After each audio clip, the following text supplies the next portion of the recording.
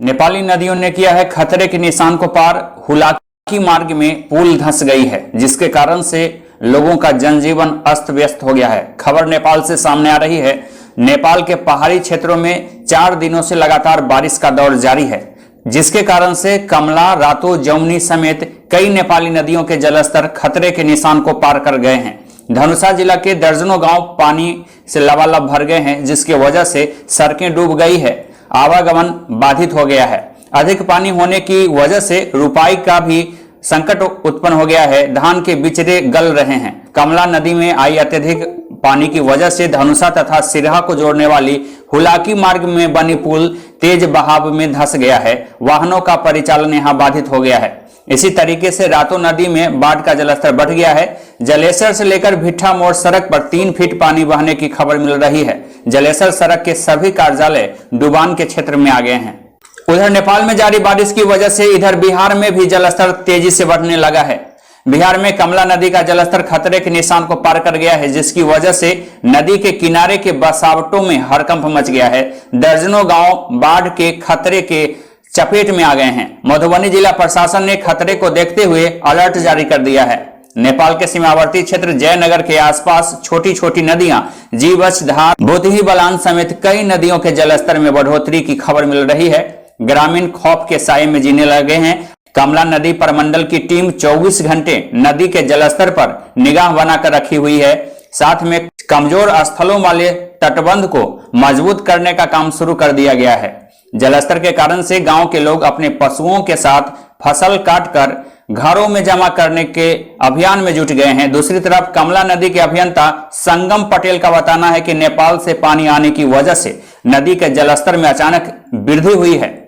फिलहाल सभी तटबंध सुरक्षित हैं और सभी जगह नजर बनाकर प्रशासन रखा हुआ है। इधर जिला प्रशासन ने एनडीआरएफ की टीम को भी अलर्ट कर दिया है। इन्हें भी जगह जगह तैनात कर दिया गया है ताकि किसी भी स्थिति से निपटा जा सके।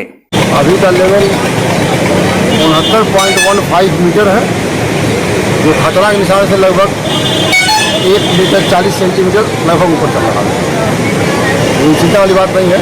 अभी बंधा को 1 जनवरी चल चुका है। पानी बढ़ने का रफ्तार क्या है? पानी बढ़ने का रफ्तार 12 बजे से 2 बजे तक चला था, लगभग प्रति घंटा 20 मिनट था। अभी रफ्तार बढ़ने का रफ्तार घटा है। उधर मोतिहारी जिले के पताही प्रखंड के देवापुर गांव के समीप मोतिहारी शिवहर सड़क पर बाढ़ का पानी चढ़ गया है। पानी की वजह से दोनों जिला का सड़क संपर्क बाधित हो गया है। मोतिहारी से शिवहर जाने वाली यात्री नाव के सहारे मोतिहारी के देवापुर से शिवहर के बेलवा गांव तक सफर करने को मजबूर हो गए हैं। बागमती एवं लालबकिया नदी के किनारे के बसावट चिंता में आ गए हैं। मोतिहारी शिवहर सड़क पर पानी चढ़ गया है। इन सड़क पर 2 से 3 फीट पानी बहने की खबर मिल रही है। मोतिहारी के देवापुर होकर शिवहर के बेलवा जाने का आवागमन बाधित हो गया है।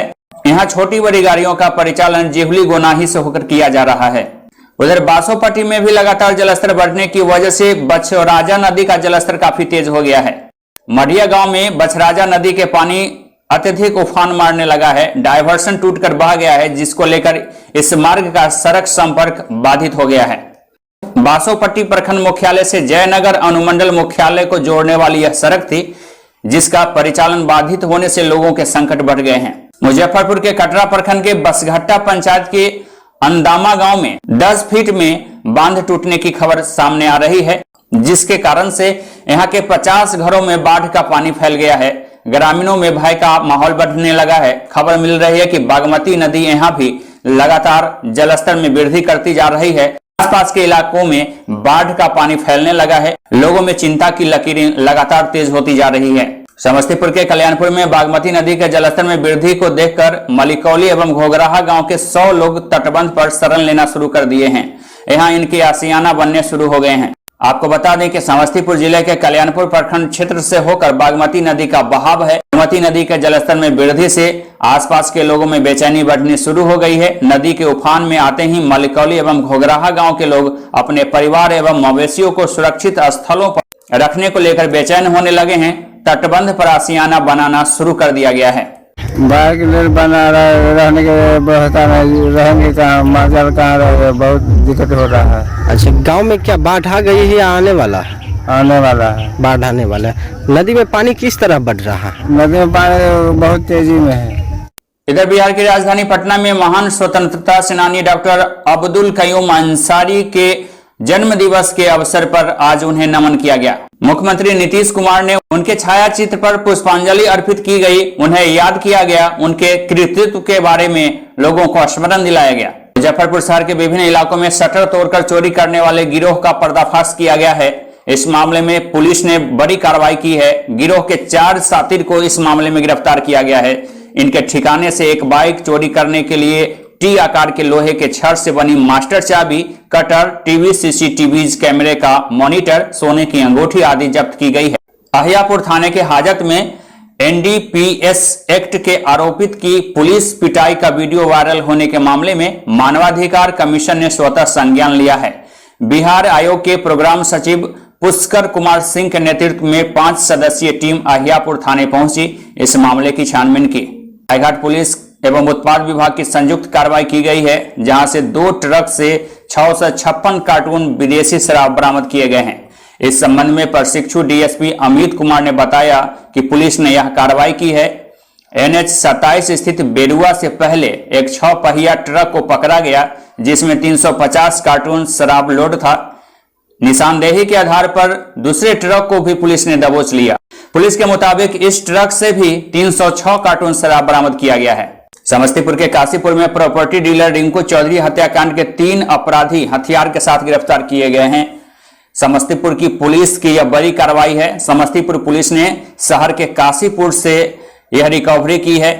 इन अपराधियों के पास से हथियारों के जखीरा भी बरामद किए गए हैं। कुख्यात शातिर अपराधी शूटर समस्तीपुर में ही गिरफ्तार किया गया है। पुलिस अधीक्षक मानवजीत सिंह ढिल्लो के नेतृत्व में 3 कुख्यात अपराधियों को हथियार के साथ गिरफ्तार करने में समस्तीपुर की पुलिस ने सफलता पाई है। हाँ, 3 महत्वपूर्ण अपराधियों की गिरफ्तारी हुई है पिछले 24 घंटे के अंतर्गत, जिसमें एक रामजीवन कुमार पासवान है, दूसरा कुंदन कुमार है, तीसरा अमरजीत झा है। वो ध्यान होगा कि 28/9/20 को एक शूटआउट हुआ था काशीपुर मोहल्ले में। रिंकू चौधरी हत्याकांड हुआ था, जिस पर नगर थाना में कांड दर्ज किया गया था। इसमें जो मेन शूटर था एक रामजीवन, उसकी गिरफ्तारी हुई है। उसके साथ ही कुंदन कुमार की भी गिरफ्तारी है। इन दोनों से विस्तृत पूछताछ की गई। इनके पास से काफ़ी मात्रा में कारतूस 97 है और 2 हथियार भी बरामद हुए हैं। इसके अलावा अमरजीत झा, जो पिछले 6 महीने से फरार चल रहा था, पूर्व में भी वो महत्वपूर्ण कांडों में जेल जा चुका है और वह 6 महीने से रांची छिप कर रहा था। गिरफ्तारी में वो वर्तमान में 3 कांडों में फरार चल रहा था। इनके पास से एक देसी पिस्टल, एक देसी कट्टा, 97 कारतूस, एक बाइक और 6 मोबाइल की बरामदगी हुई है। इनसे पूछताछ की गई है। इसमें जो एक कुंदन है, उसके मोबाइल से भी कई सारे एविडेंस प्राप्त हुए हैं, जिसमें वो अपने हथियार किन्हीं और को एक तरह से उपलब्ध कराता है और कई घटनाओं को अंजाम करवाता है। इस तरह से इन तीनों को गिरफ्तारी हुई है। एक महत्वपूर्ण उपलब्धि। गया जिला के मोहनपुर प्रखंड के ग्राम धनहरी में 10 वर्षीय बच्चे की आहर में डूबने से मौत की घटना हुई है, जिसके बाद परिजनों में चीख पुकार मच गया। सर पानी में डूब गया था। कहाँ? आहरा में। गया जिले के कोंच प्रखंड के श्री गांव पंचायत में विकास के मुद्दे को लेकर कई सवाल उठने लगे हैं। अधिकारियों से इस मामले में जांच की मांग तेज कर दी गई है। दिक्कत है, सब चढ़ने उतने में नहीं बनता है। कब से ऐसा स्थिति है? लगभग है तो 5 साल से 15 साल से बोलते हैं ना। जिसको दिक्कत है तो लोग बोलवे करते हैं। हम लोग के परेशानी तो हम लोग नहीं बोलेंगे। क्या आश्वासन आती है उधर से? बनावेगा नहीं, बनेगा नहीं, कि बनावेंगे जैसे आप लोग आए। इधर पूर्वी चंपारण के चकिया में वृक्षारोपण का अभियान चलाया गया। रोटरी क्लब के द्वारा इस कार्यक्रम का आयोजन किया गया था, जहां वृक्षारोपण किए गए। पर्यावरण को संतुलित रखने को लेकर लोगों में जागरूकता फैलाई गई। पर्यावरण को संतुलित और नियंत्रित रखने के लिए, ताकि हमारे देश के अंदर जो कोविड-19 का आज तक प्रहार चला आ रहा है, और उसके पर्यावरण दिवस के अवसर पर, और डॉक्टर्स डे भी है आज, तो पर्यावरण को बचाने के लिए उस पर्यावरण दिवस पर हमने वृक्षारोपण का कार्य अभी संपन्न किए हैं, ताकि हम लोगों को भरपूर हरा भरा रहे और ऑक्सीजन का पर्याप्त मात्रा मिले, ताकि कोविड से भी हम लोग निजात राहत पा सके और अपना देश हरा भरा दिखाई दे। यही जन जन की पुकार है और रोटरी का अपना मिशन है।